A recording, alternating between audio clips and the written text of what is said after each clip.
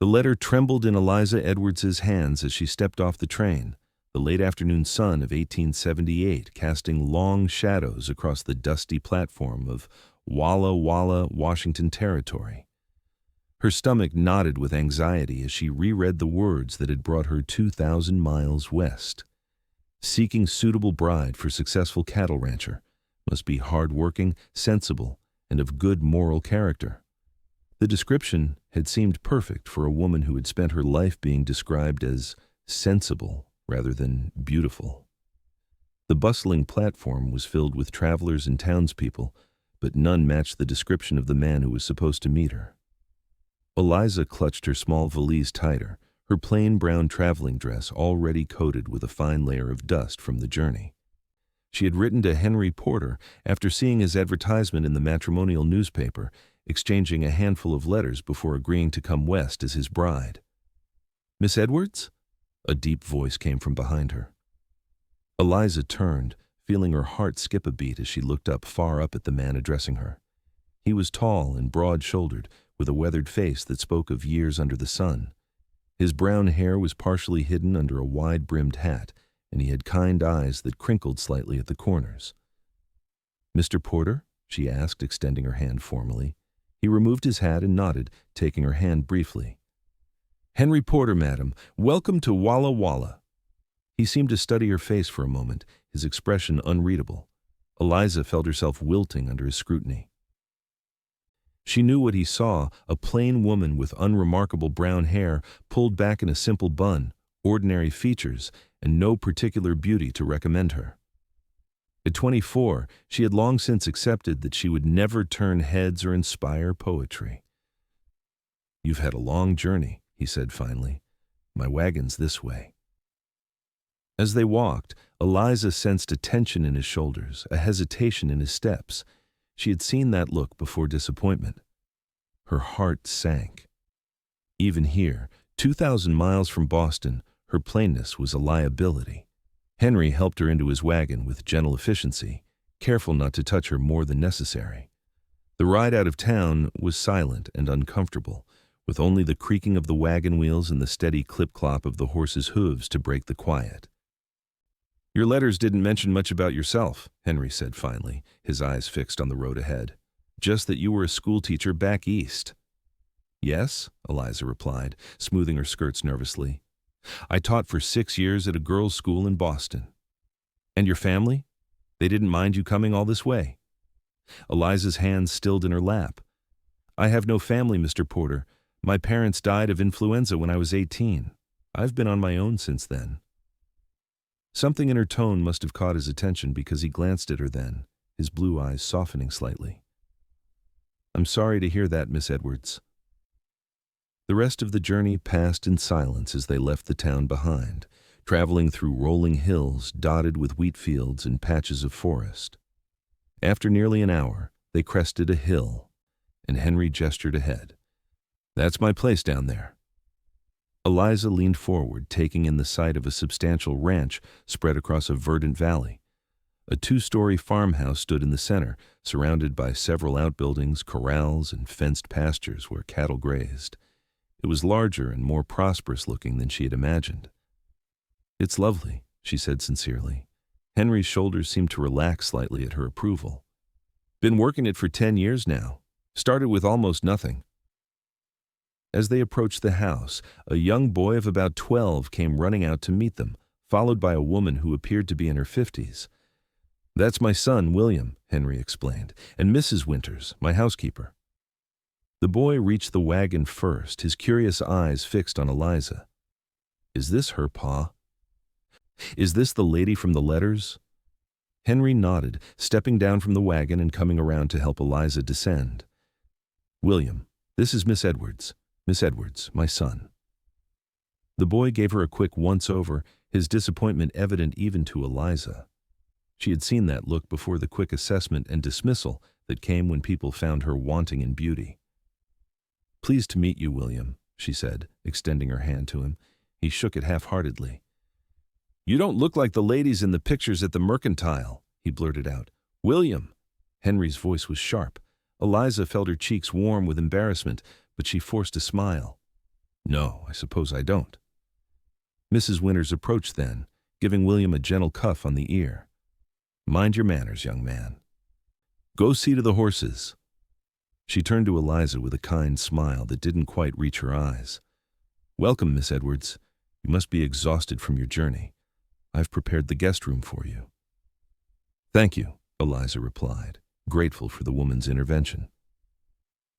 As they entered the house, Eliza couldn't help but notice the glance that passed between Mrs. Winters and Henry, a look of shared concern that made her stomach twist uncomfortably. She recognized that look too. It was the same one her aunt had given her father years ago when discussing Eliza's prospects, the look that said, "What shall we do with a girl so plain?" That evening, dinner was a strained affair. William peppered Eliza with questions about Boston and trains and whether she had seen Indians on her journey west. Henry was mostly silent, offering only brief responses when directly addressed. Mrs. Winters kept the conversation flowing, but her eyes betrayed her assessment of Eliza as an inadequate match for her employer. After William had been sent to bed and Mrs. Winters had retired to her room off the kitchen, Henry invited Eliza to sit with him on the front porch. The night was cool, with a sprinkle of stars across the vast sky, unlike anything Eliza had ever seen in Boston. I should be honest with you, Miss Edwards, Henry began, his voice low. This isn't what I expected. Eliza's hands tightened in her lap. I understand, Mr. Porter. I'm not what you were hoping for. He looked startled at her directness. I didn't say that. You didn't have to. I've seen the way you look at me, the way William and Mrs. Winters look at me. I'm not beautiful. I never have been. She kept her voice steady, a skill perfected over years of disappointments. If you wish to annul our agreement, I understand. I can return to Boston. Henry was silent for a long moment, his face half hidden in shadow. It's not that simple, he said finally. I needed a wife, yes, but more importantly, William needs a mother. His own past when he was just 4, and he barely remembers her. And you don't believe I would be suitable for that role? Eliza asked quietly. He sighed, rubbing a hand over his face. I don't know you, Miss Edwards. All I have are a few letters that tell me you're educated and responsible. But marriage, that's something else entirely. What do you propose then? Stay a month, he said after a moment. Get to know the place, get to know William. If at the end of that time, either of us feels this won't work, I'll pay your fare back east. It was a fair offer, more than fair. Still, Eliza felt the sting of rejection. She had come all this way, leaving behind everything familiar, only to be found wanting yet again. Very well, she agreed. 1 month. The first week on the ranch was a blur of adjustments. Eliza woke each morning to the sound of roosters crowing and cattle lowing in the distance. Mrs. Winters made it clear that while Eliza was a guest for now, she was expected to contribute to the household. Eliza took on whatever tasks were assigned to her, from helping with meals to mending clothes. William remained standoffish, clearly disappointed that his father's bride wasn't the beautiful woman he had imagined. One morning, Eliza found him looking at a penny, dreadful, with illustrations of corseted women with impossibly tiny waists and elaborate hairstyles. Is that what you thought I'd look like? She asked, surprising him. William blushed crimson. No, madam. Well, maybe. Pa said he was getting a bride from back east, and I thought... He trailed off, embarrassed. Eliza sat beside him on the porch step. It's all right. I know I'm not what people expect when they think of a bride. But looks aren't everything, William. I guess, he said, unconvinced. What if I told you I know how to make a slingshot that can hit a target at 30 paces? Would that make me more interesting? His eyes widened slightly. You do? Eliza nodded. My father taught me. I was quite the tomboy as a girl, much to my mother's dismay. For the first time, William looked at her with genuine interest. Could you show me? I'd be happy to, she replied, offering him a smile that he hesitantly returned. That afternoon, they found a suitable branch and some sturdy rubber, and Eliza demonstrated how to fashion a proper slingshot. William was an eager student, and by the end of the lesson, he was hitting tin cans with reasonable accuracy. Henry found them as they were setting up more targets. He watched silently from the barn doorway, his expression unreadable. "Pa!" William called when he noticed his father. "Miss Edwards showed me how to make a slingshot. Watch how good I can shoot now."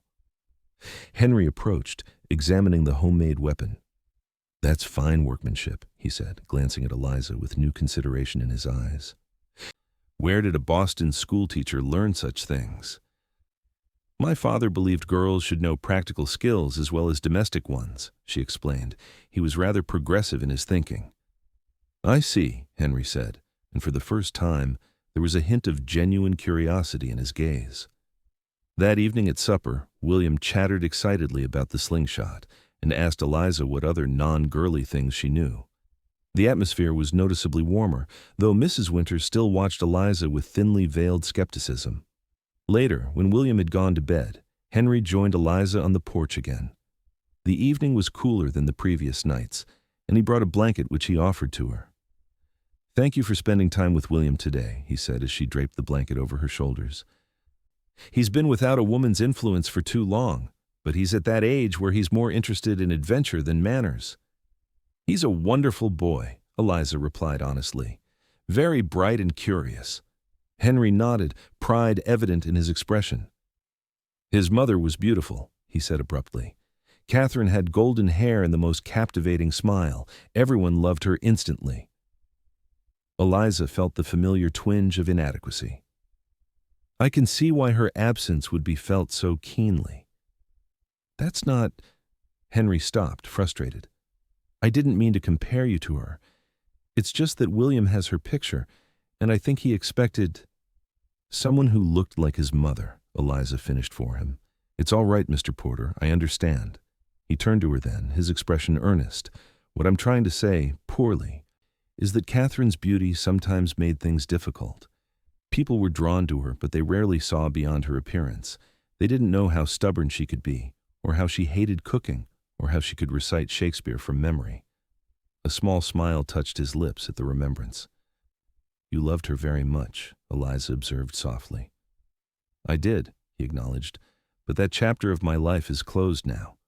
William needs stability, and He hesitated.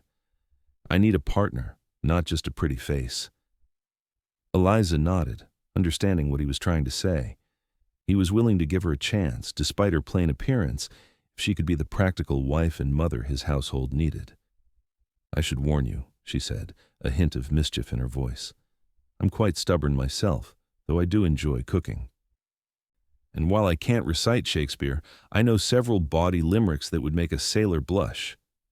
Henry's surprise gave way to a genuine laugh, the first she'd heard from him. "Is that so, Miss Edwards? I'd never have guessed." "There's quite a lot you don't know about me yet, Mr. Porter." Their eyes met, and for a moment, something warm and unexpected passed between them. Over the next few weeks, Eliza settled into a routine at the Porter Ranch. She rose early to help Mrs. Winters with breakfast, then spent the mornings teaching William his letters and numbers. Henry had admitted that formal education had been sporadic for his son, with the nearest school being in town and the demands of the ranch often taking priority. Eliza approached these lessons with the same dedication she had shown her students in Boston, but she tailored her methods to suit William's active nature and practical mindset. They practiced arithmetic by calculating how many cattle could graze in different pastures, and she used stories of frontier heroes to improve his reading skills. In the afternoons, she often accompanied William as he completed his chores, learning about ranch life in the process. Henry would sometimes join them, demonstrating how to mend a fence or explaining the breeding program he was implementing with his herd. Gradually, Eliza noticed a shift in the household dynamics. Mrs. Winters, while still reserved, had begun to grudgingly respect Eliza's work ethic and practical approach. William increasingly sought her out, not just for help with lessons, but to share discoveries or ask questions about the world beyond Walla Walla. And Henry. Henry was watching her with growing interest. She would catch his gaze following her as she moved around the kitchen or yard, his expression thoughtful. Their evening conversations on the porch became longer, more personal, as they shared stories of their pasts and their hopes for the future. One afternoon, as Eliza was hanging laundry on the line, she heard raised voices from the direction of the barn. Concerned, she made her way over to find Henry, arguing with a well-dressed man she didn't recognize.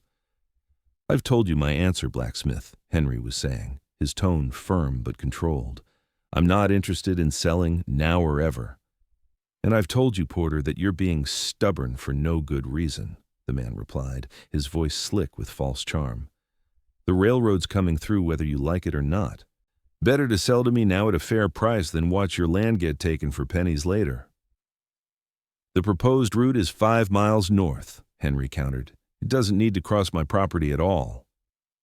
The man blacksmith noticed Eliza hovering nearby and suddenly switched tactics, offering her a smile that didn't reach his eyes. "Well, well, you must be the mail-order bride I've heard about." His gaze traveled over her in a way that made Eliza's skin crawl. Not much to look at, is she, Porter? I thought you'd have ordered something prettier for your money." Henry's face darkened with anger. "That's enough, blacksmith. You're trespassing. Get off my land." The man raised his hands in mock surrender, just making an observation. No need to get riled up. He tipped his hat to Eliza with exaggerated courtesy. "Madam, my condolences on your match. If you ever want a better offer, my office is in town." As he mounted his horse and rode away, Eliza could see Henry's hands clenched into fists at his sides, his jaw tight with suppressed fury. "I apologize for that," he said stiffly when Blacksmith was out of earshot. "Edgar Blacksmith fancies himself a businessman. He's been trying to buy up land along the potential railroad routes, hoping to sell it at a profit later." "He seems unpleasant," Eliza remarked, trying to sound unaffected by the man's crude assessment of her appearance. Henry's eyes softened as they met hers. "He's worse than unpleasant. He's dishonest and manipulative." He hesitated, then added quietly, "And he's wrong about you." Before Eliza could ask what he meant, Mrs. Winters called from the house that dinner was ready. That evening, after William had gone to bed, Eliza found Henry in his study, poring over paperwork. She knocked softly on the open door. "May I speak with you for a moment, Mr. Porter?" He looked up, setting aside his papers. "Of course. And please, after all this time, I think you can call me Henry." Eliza smiled, stepping into the room. "Then you must call me Eliza."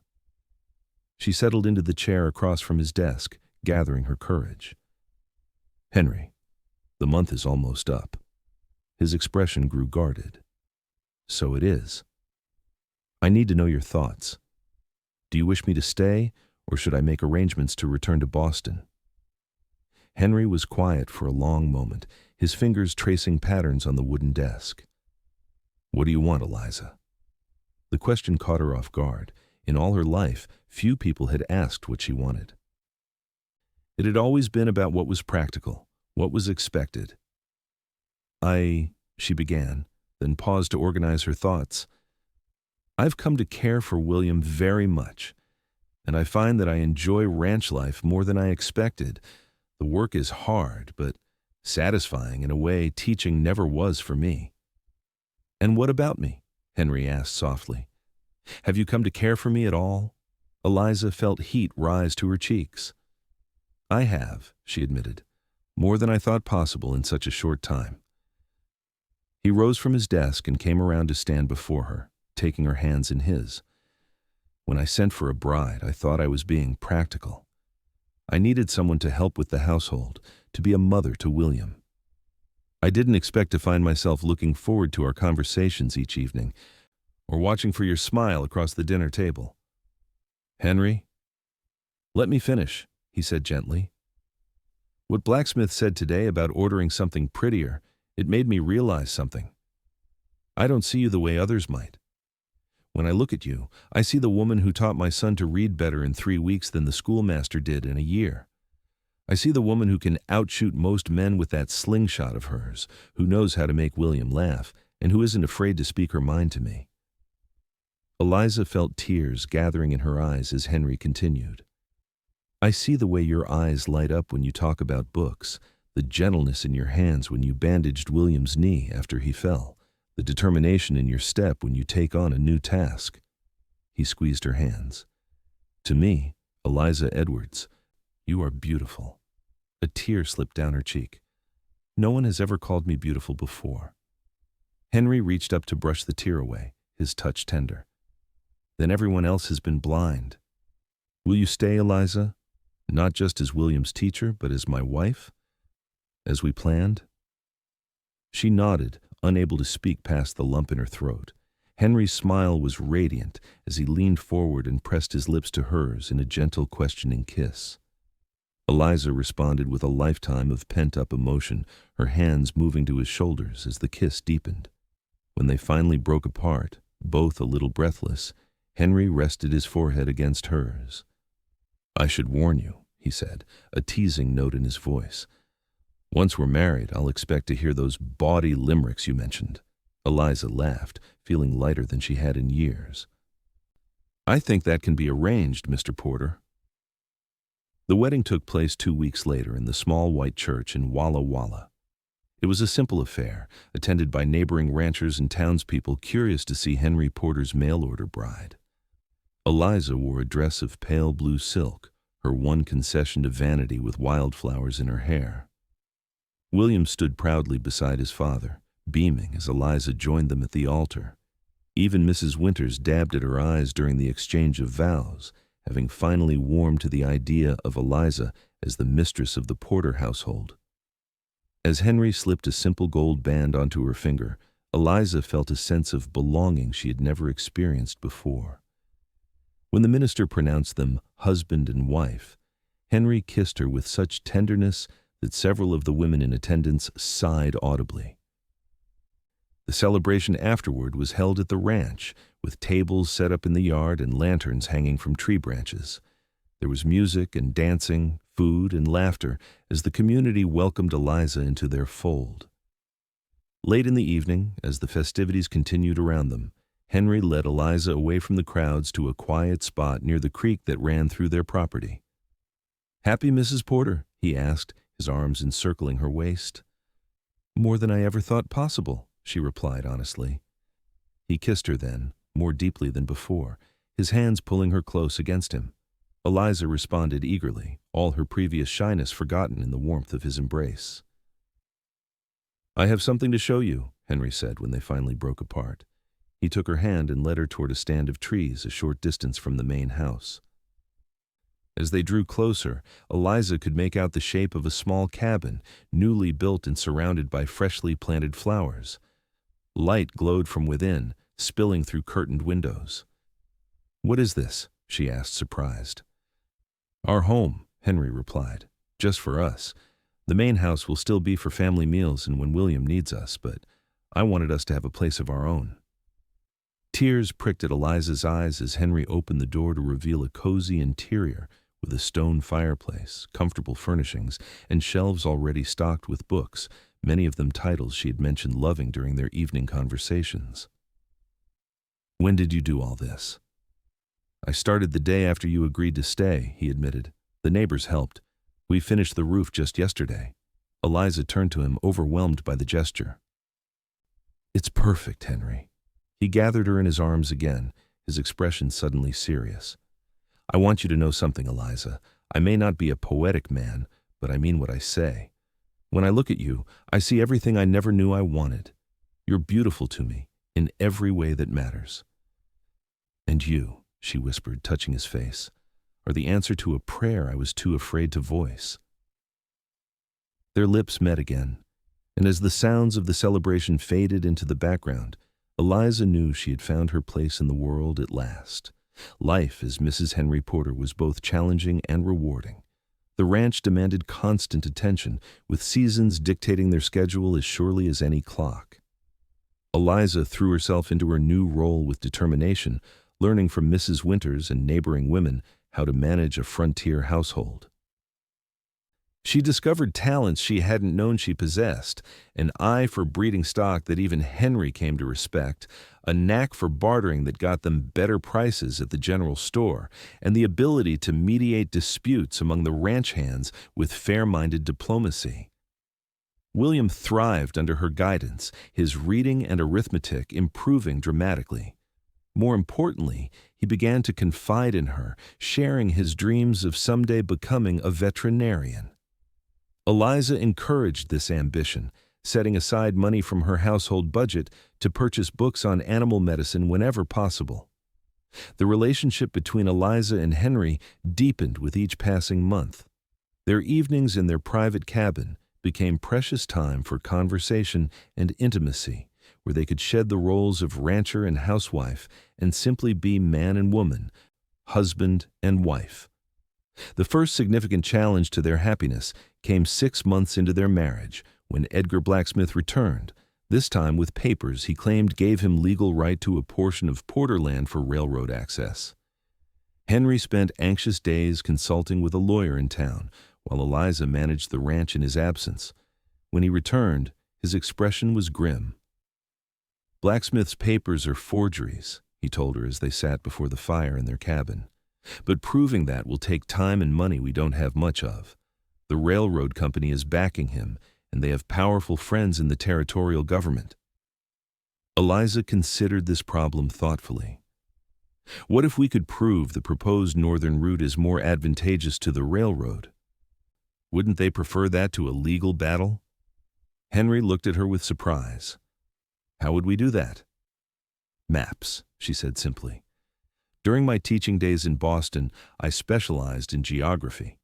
If we can map both routes and demonstrate the cost savings of the Northern Passage, perhaps we could convince the railroad directors directly."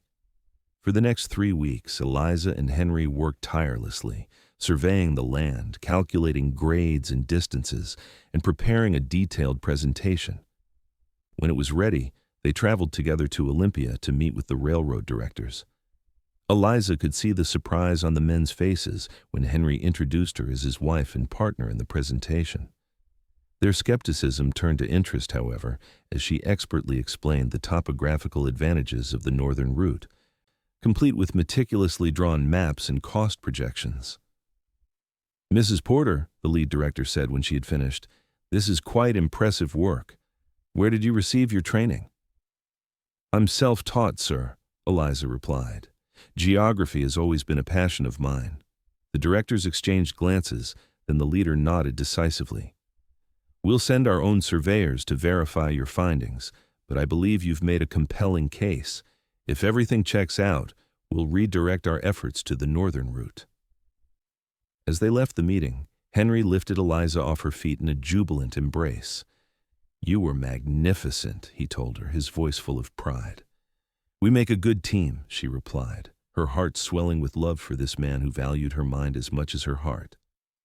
The victory over Blacksmith solidified Eliza's place not just in the Porter household, but in the wider community. Word spread of her clever defense of the ranch, and soon other women were seeking her advice on matters ranging from education to business negotiations. A year into their marriage, Eliza discovered she was expecting a child.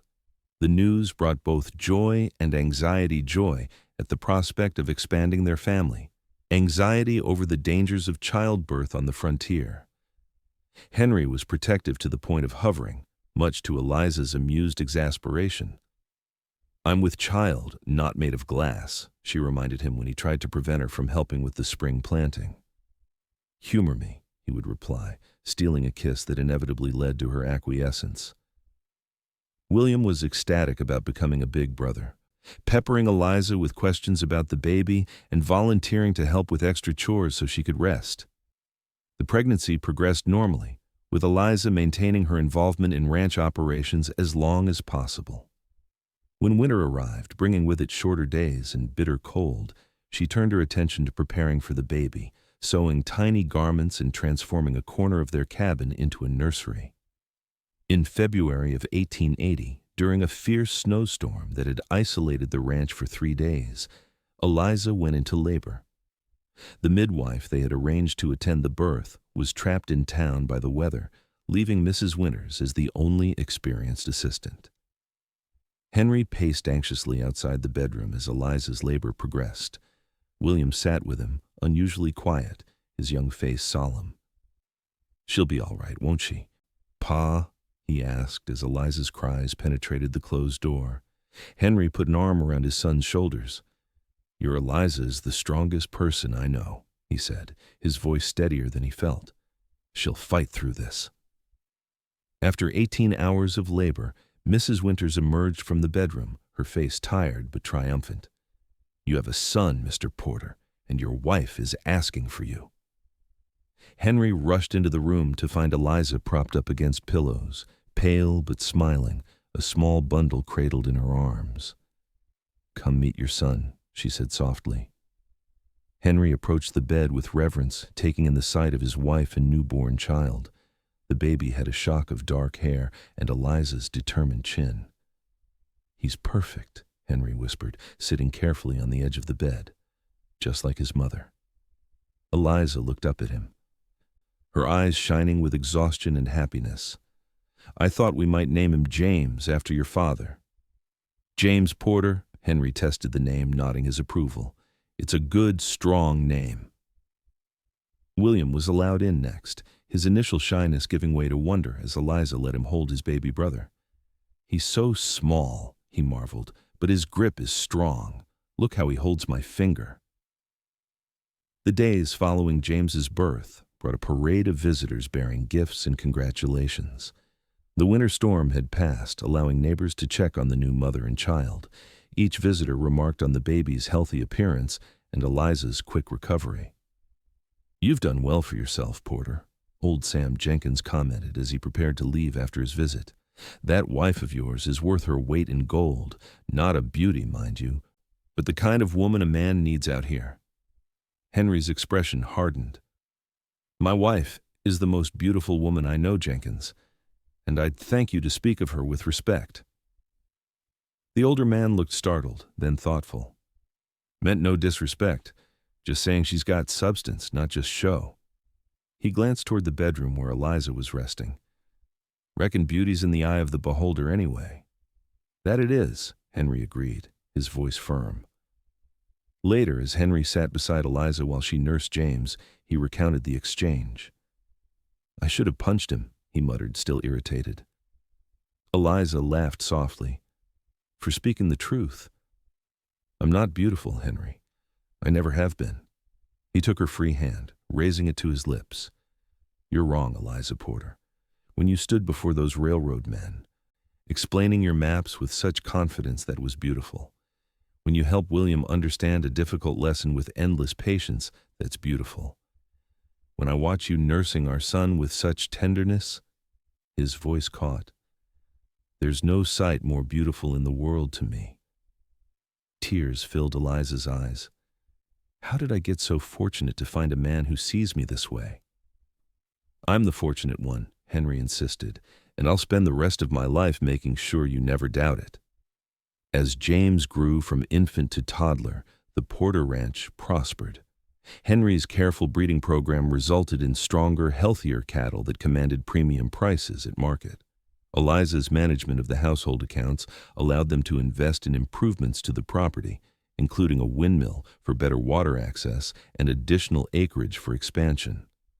William, now 15, had become a capable ranch hand while continuing his studies under Eliza's tutelage.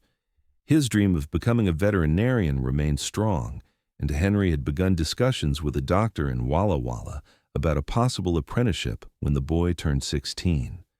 In the spring of 1882, Eliza discovered she was expecting their second child.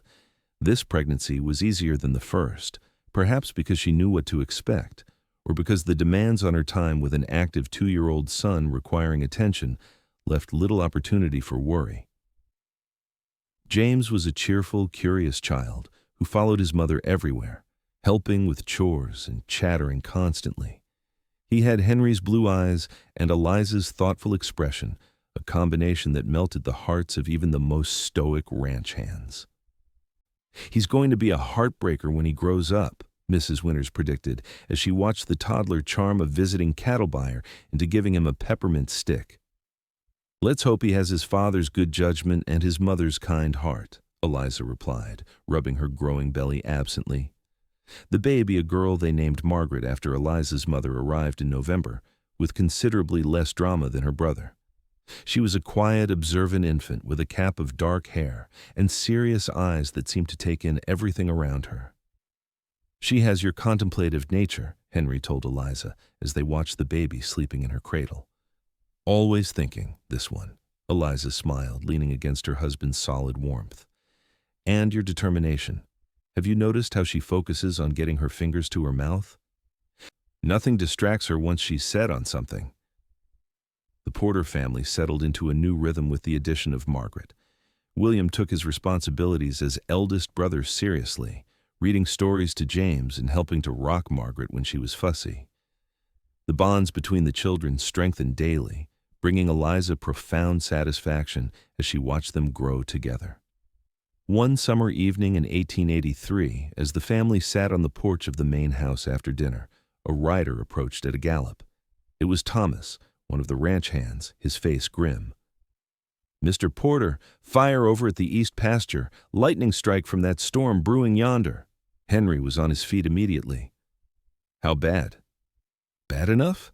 Grass is bone dry from the heat. It's spreading fast toward the timber."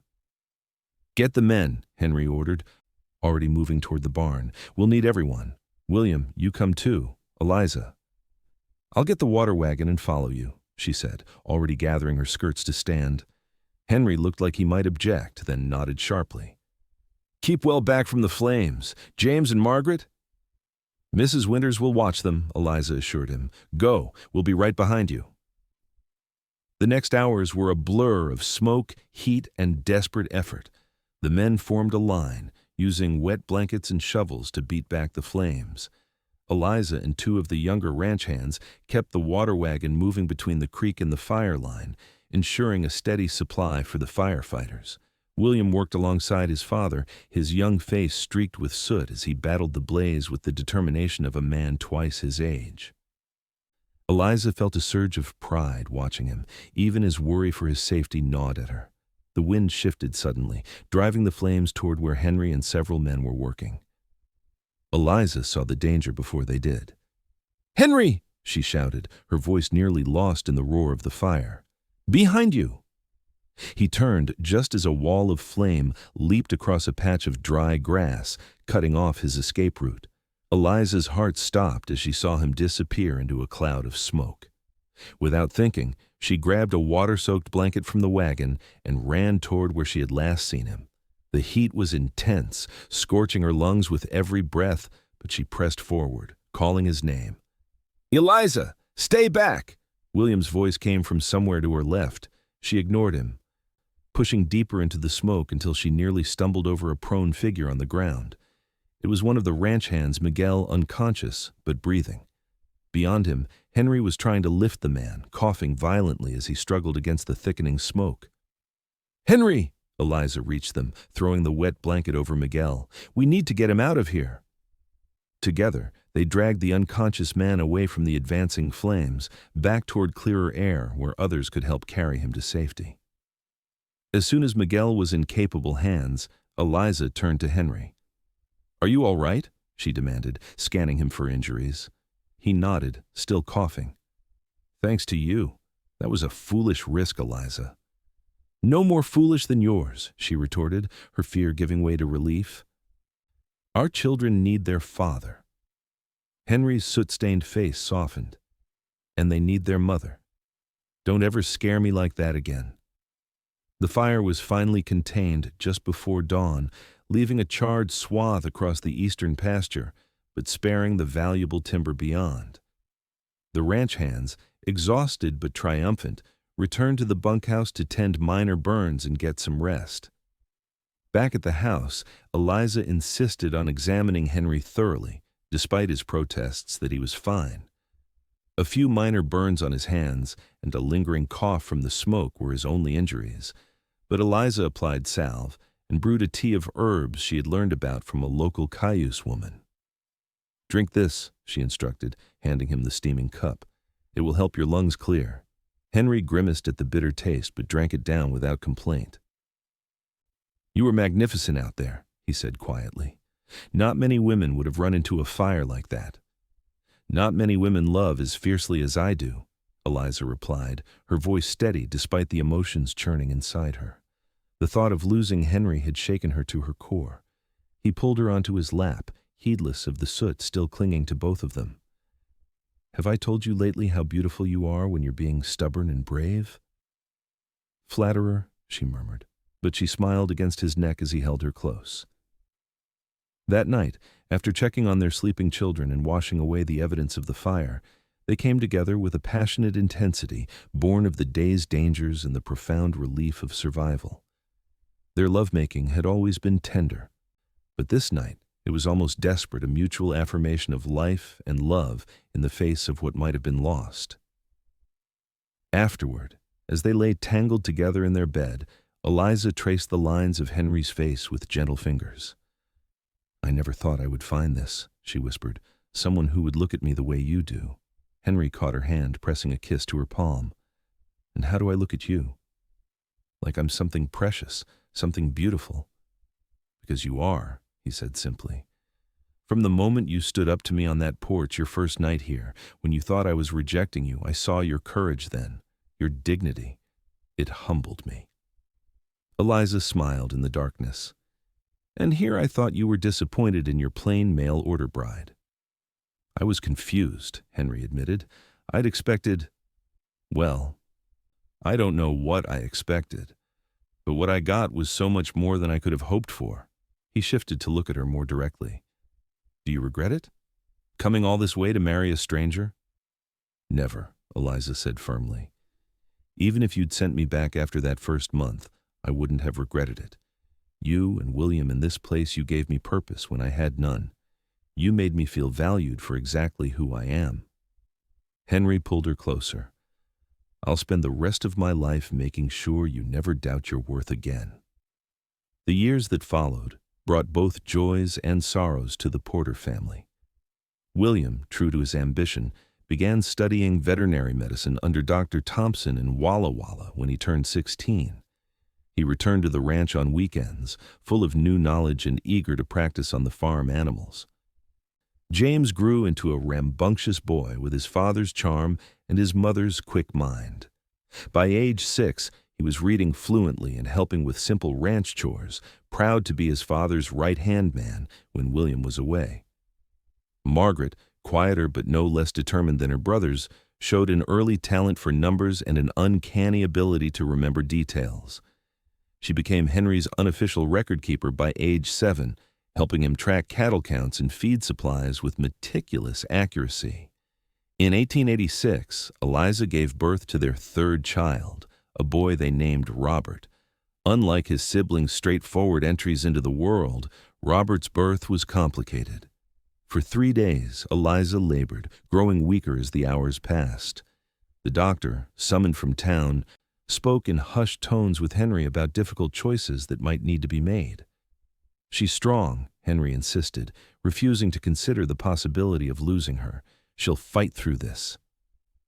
And fight she did. Just when the situation seemed most dire, Robert finally arrived, small but healthy, with a lusty cry that belied his difficult journey. Eliza's recovery was slow, the ordeal having taken a severe toll on her body. For weeks, she was confined to bed, too weak to care for the baby or manage the household. Mrs. Winters took charge of the infant's care, while Henry split his time between ranch work and sitting by Eliza's side, reading to her or simply holding her hand as she slept. William returned from his studies to help during this time, his newly acquired medical knowledge proving invaluable as he monitored his stepmother's recovery and cared for his new baby brother. "You should go back to your apprenticeship," Eliza told him weakly during one of her more lucid days. "You've already missed too much time." William shook his head stubbornly. "Dr. Thompson understands. Family comes first. And you're my family, Eliza. You have been since the day you showed me how to make that slingshot." Tears filled her eyes at the young man's declaration. William, now 19, had grown into a thoughtful, capable adult under her guidance. That he considered her truly family, not just his father's wife, meant more to her than he could know. By the time Robert was 3 months old, Eliza had regained enough strength to resume limited household duties. The experience had changed her, leaving her thinner and more subdued than before. The doctor warned that another pregnancy might be dangerous, advice that cast a shadow over her relationship with Henry for a time. One evening, as they sat together on the porch of their cabin watching the sunset, Henry broached the subject that had become taboo between them. "I spoke with Dr. Thompson today," he said quietly, "about the warning he gave us." Eliza tensed beside him. "And?" "I told him our family is complete, that I won't risk your life, not for anything." She turned to him, studying his profile in the fading light. "But you've always wanted a large family. You told me once you dreamed of filling this ranch with children." Henry took her hand, his grip firm and reassuring. "I have 3 beautiful children and a son who's become a fine man under your guidance. Our family is perfect as it is." He paused, his voice growing rougher with emotion. "I almost lost you, Eliza. I won't take that chance again." Eliza leaned her head against his shoulder, relief and love washing through her. "Thank you," she whispered. Their family adapted to this new reality, finding balance in their lives as the children grew and the ranch prospered. William completed his veterinary training and established a practice in Walla Walla, though he maintained close ties to the ranch, often bringing his expertise to bear on the health of the Porter cattle.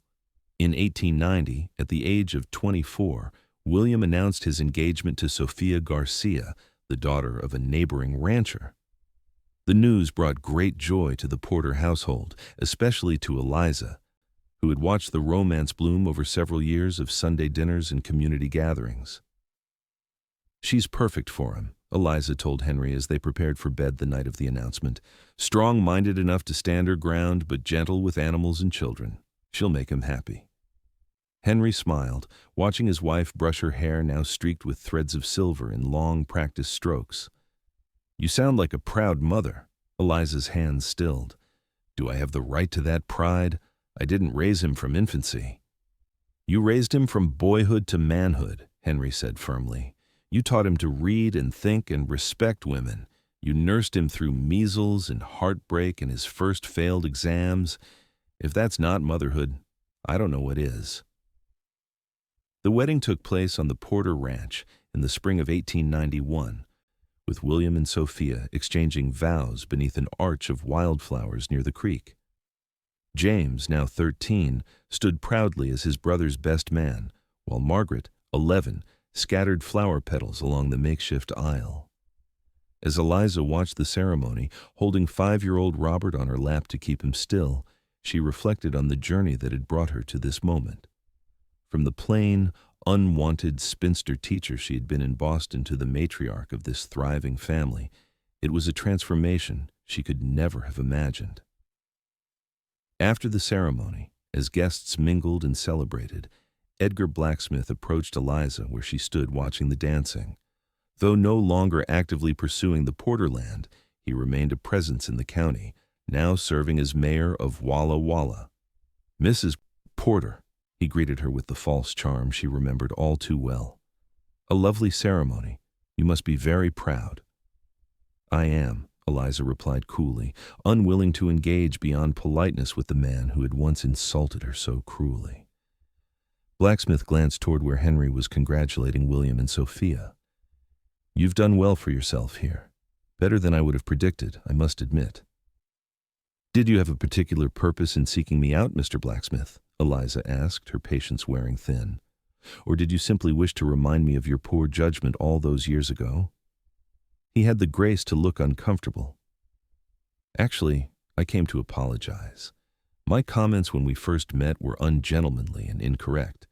You've proven to be an asset to this community and to Porter's ranch." He hesitated, then added with reluctant sincerity, "The way he looks at you, I've never seen a man more besotted with his wife. It seems he saw something in you that others missed." Before Eliza could respond, Henry appeared at her side, his hand coming to rest possessively at the small of her back. "Everything all right here?" he asked, his tone pleasant but his eyes watchful. "Perfectly fine," Eliza assured him. "Mr. Blacksmith was just leaving." The mayor nodded, tipping his hat to them both before moving away through the crowd. "What did he want?" Henry asked, his voice low.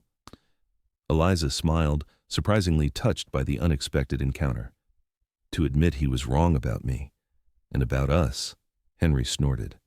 It only took him 13 years to notice what I saw within a month of your arrival. And what was that? Eliza asked, leaning into his solid warmth. His arm tightened around her waist as he bent to whisper in her ear. That beneath your sensible exterior beats the heart of the most passionate, loyal, and beautiful woman I've ever known. Later that night, after the guests had departed and the newlyweds had left for their honeymoon trip to Seattle, Henry and Eliza walked hand in hand back to their cabin. The children were asleep in the main house under Mrs. Winters's watchful eye, giving them a rare night of privacy. Do you ever think about how differently things might have turned out? Eliza asked as they strolled beneath a sky ablaze with stars. If I had been prettier, or if you had rejected me after that first month? Henry considered the question seriously. If you had been conventionally beautiful, you might never have needed to come west as a mail-order bride. Some Boston gentleman would have snatched you up, he squeezed her hand, and I would have missed knowing the greatest love of my life. When they reached their cabin, Henry swept Eliza into his arms to carry her across the threshold, just as he had on their wedding night 14 years earlier. You'll hurt your back, she protested, though she made no move to escape his embrace.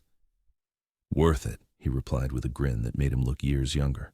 Besides, I've been carrying heavier calves all spring. Are you comparing me to a calf, Henry Porter? Eliza asked with mock indignation. He laughed, setting her gently on her feet once inside. Never, my love. Calves are far less stubborn. She swatted his arm playfully, then moved to light the lamp on the table. Its warm glow filled the cabin, highlighting the evidence of their years together. The bookshelf Henry had built to accommodate Eliza's growing collection, the quilt they had made during a particularly harsh winter, the cradle that had held each of their children and now awaited grandchildren. Henry came up behind her, wrapping his arms around her waist and pulling her back against his chest. Happy, he murmured against her hair. Eliza turned in his embrace to face him, searching the beloved features that had grown more dear to her with each passing year. The crow's feet around his eyes, the strands of gray in his hair, the laugh lines bracketing his mouth, each mark of time a testament to their shared life. Completely, she answered truthfully, though sometimes I still can't believe how fortunate I am. That advertisement in the newspaper had changed everything for me. For me too, Henry said, his expression suddenly serious. You know, I almost didn't place that ad. After Catherine died, I thought I'd never want another wife. It was William who convinced me to try, who said he needed a mother. And did you find what you were looking for? Eliza asked softly. Henry's hands came up to frame her face, his touch reverent. I found so much more, Eliza. I found a partner who challenges me to be better, a mother who loves my son as her own, a woman whose strength and intelligence make this ranch more successful than I could have managed alone. His voice dropped to a whisper. And every day, I find new reasons to think you're the most beautiful woman I've ever known. Even with gray in my hair and wrinkles around my eyes, she teased, though her heart swelled at his words. Especially then, he insisted, because each of those marks tells a story of our life together. The gray from worrying over sick children and injured ranch hands, the laugh lines from years of joy shared with our family. He traced the corner of her mouth with his thumb. How could I not find beauty in that? Eliza reached up to touch his face in return, marveling at the depth of love she felt for this man who had seen beyond her plain exterior to the woman within. I love you, Henry Porter, more today than yesterday, and less than tomorrow. His answer came not in words, but in a kiss that spoke of enduring passion and the promise of many more years together. As they moved toward their bed, Eliza knew with certainty that she had found her true home not in a place, but in the heart of a man who had always seen her true beauty. The years continued to pass, marking the rhythms of ranch life and family milestones. William and Sophia built a house in town near his veterinary practice, but remained frequent visitors to the ranch. Their first child, a daughter they named Elena, became the apple of her grandparents' eyes. James grew into a thoughtful young man who shared his father's love for ranching. By his 18th birthday, he was effectively managing large portions of the Porter operation, implementing innovative breeding techniques he had learned from agricultural journals that Eliza ordered from back east. Margaret, much to everyone's surprise, developed an interest in law after a school trip to the territorial courthouse.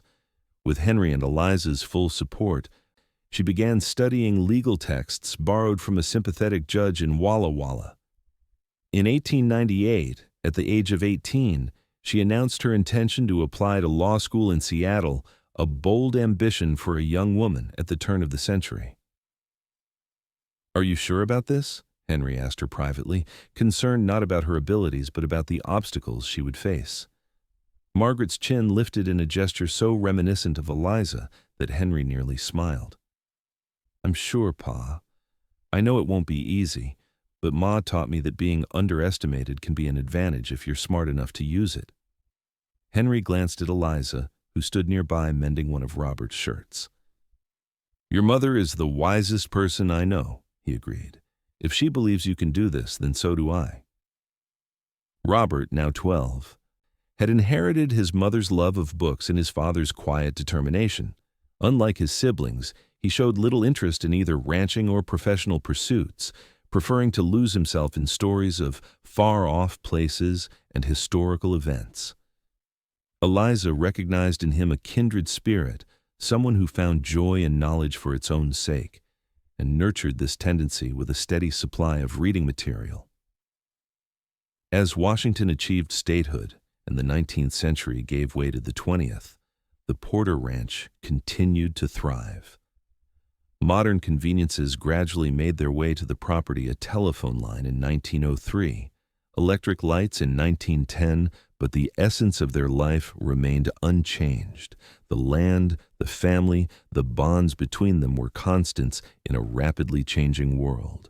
In 1915, as their 37th wedding anniversary approached, Henry surprised Eliza with plans for a journey neither of them had ever made: a trip back to Boston. "Are you sure?" Eliza asked, astonished by the proposal. "The ranch. James can manage without us for a few weeks," Henry assured her. "He's been doing most of the work anyway since my knee started giving me trouble." It was true. At 72, Henry had reluctantly ceded more and more responsibility to their middle son, though he still rode out daily to check on operations and offer advice. "I haven't been to Boston in nearly 40 years, Eliza mused, her mind filling with memories of the city she had left behind so long ago. "I'm not sure I would even recognize it anymore." "Then we'll discover it together," Henry said, taking her hand. Like an adventure. The journey east was made in considerably more comfort than Eliza's westward trip all those years ago. Modern trains with dining cars and sleeping berths carried them across a country that had changed dramatically since Eliza had last seen it. Boston itself was both familiar and strange to her, the basic geography unchanged, but now crowded with automobiles and electric streetlights. They visited her old school, now expanded and modernized, and walked through the public gardens where Eliza had once graded papers on sunny afternoons.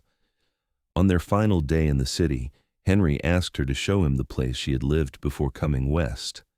The boarding house still stood, though it had been converted to offices for an insurance company. "It looks smaller than I remembered," Eliza remarked as they stood across the street. Henry put his arm around her shoulders. "Were you happy here?" Eliza considered the question honestly. "I was content. I had my teaching, my books, but I was lonely in a way I didn't fully recognize until I wasn't anymore." She looked up at her husband, this man who had been her partner for nearly 4 decades. "You changed that." "We changed each other," Henry corrected gently. "You made me see the world differently, Eliza. Made me understand that true beauty isn't what other people value, but what speaks to your own heart." As they turned away from her past and began walking back to their hotel, Eliza felt a profound sense of completion. The journey had allowed her to make peace with the young woman she had been, the plain, overlooked teacher who had taken an enormous risk in answering a stranger's advertisement. "Thank you for bringing me here," she said, squeezing Henry's hand, "but I'm ready to go home now." "To Walla Walla?" he asked. Eliza smiled up at him, her heart full. "To wherever you are. That's been my home since the moment you told me I was beautiful to you." Henry's eyes, still startlingly blue despite his advanced years, crinkled at the corners as he smiled back at her. "Then we're always home, Mrs. Porter, and have been since the day you stepped off that train." They returned to the ranch to find preparations underway for a celebration they had nearly forgotten their upcoming anniversary. James, Margaret, Robert, and William's family had planned a surprise gathering of neighbors and friends to honor the couple whose union had formed the cornerstone of their community for nearly 40 years. On the afternoon of the celebration, as guests began to arrive, Eliza stood before the mirror in their bedroom, pinning up her hair, now almost completely silver, and adjusting the collar of her best dress. The face that looked back at her was lined with age, marked by decades of sun and wind and laughter. Henry appeared in the reflection behind her, distinguished in his Sunday suit despite the slight stoop to his shoulders. "Ready for our party, beautiful?" he asked, using the endearment that had become both a joke and a treasured affirmation between them over the years. Eliza turned to face him, taking in the beloved features that had aged alongside her own. "Do you remember that first night on the porch?" she asked suddenly, "when you told me I wasn't what you expected?" Henry smiled, taking her hands in his. "I remember being a fool who almost sent away the greatest blessing of my life. And now, after all these years and all these changes?" She gestured to her aged reflection. "Do you still see beauty when you look at me?"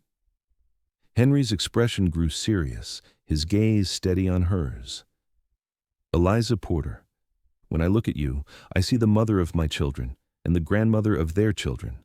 I see the woman who ran into a fire to save me, who outsmarted railroad barons to protect our land, who nursed me through pneumonia when everyone thought I wouldn't survive." He touched her face gently, his fingers tracing the familiar contours with tenderness.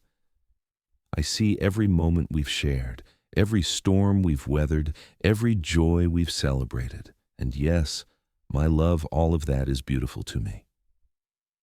More beautiful than anything I could have imagined when I sent for a mail-order bride all those years ago." Tears gathered in Eliza's eyes as she leaned into his touch. "And to think they said I was too plain." Henry laughed softly, drawing her into his embrace. "Then they were blind, my love. Because to me, you've always been perfect." Hand in hand, they walked out to join their family and friends, their steps slow but steady, their hearts still beating in tandem after nearly 4 decades together. As the sun began to set over the land they had nurtured and the family they had raised, Eliza looked around at the gathering at William and Sophia with their 3 children, at James with his wife and young son, at Margaret, who had recently become the first female attorney in Walla Walla County, at Robert, who was teaching literature at the local school. This was her legacy, she realized with quiet pride. Not beauty that faded, but love that had grown stronger with each passing year. Love that had seen beyond appearances to the person within. Love that had transformed a plain mail-order bride into a beloved wife, mother, and grandmother. As if reading her thoughts, Henry squeezed her hand. "Beautiful," he whispered, his gaze taking in not just Eliza but everything they had built together. And in that moment, surrounded by the fruits of their shared life, Eliza knew it was true. She was beautiful not by the narrow standards that had once made her feel inadequate, but by the deeper measure of a life well lived and deeply loved. It was enough. It was everything.